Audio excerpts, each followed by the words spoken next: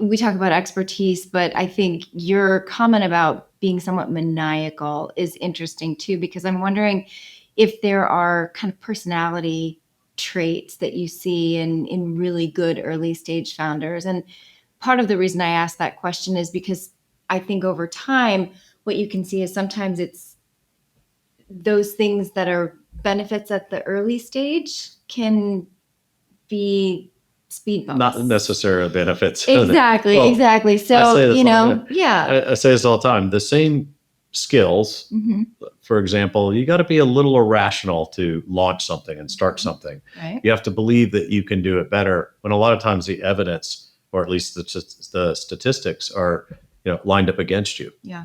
And so there's a little bit of irrationality there to go do that. Well, that same kind of courage, irrationality, whatever it might be, that gets you to, sparks you to launch a business, are not necessarily great skills, irrationality and emotion and courage for managing 100 people. And so if you scale your business, those are complicated things. Yeah. A totally different set of skills. And I've had to learn the hard way that managing people, irrationality doesn't work very well. And so, but that kind of courage, that kind of conviction when you don't have the facts lined up, is great for a founder, but not necessarily for somebody managing and leading a lot of people. Yeah. So you've used the word learn here. And in the article, you talk about graduating to a high performance CEO role.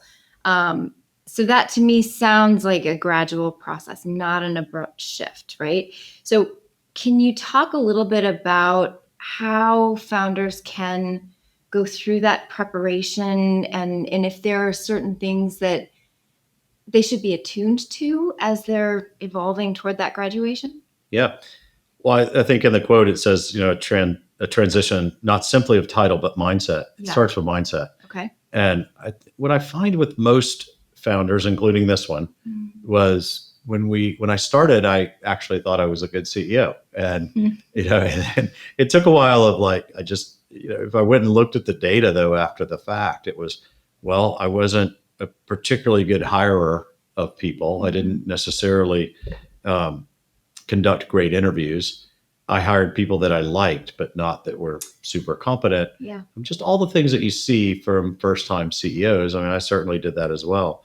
And then managing people. Like I noticed that there were just, I was so focused on building the product and serving, our clients that a lot of times I neglected, developing the team to do that. And almost every founder, this one included, hits a phase where if you are successful, all of a sudden you hit a bandwidth constraint. Yeah. And it's like, there's no way I can continue scaling. Yeah. And I say that all the time. And that was a hard lesson to learn, was I can't scale myself anymore. Yeah. So I have to scale through people. Yeah. And that was that mindset. And then wait a minute, how good am I at that?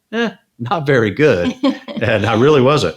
And so I had to go back to school. I mean, I have a coach, a mentor, somebody that I talk to all the time about this.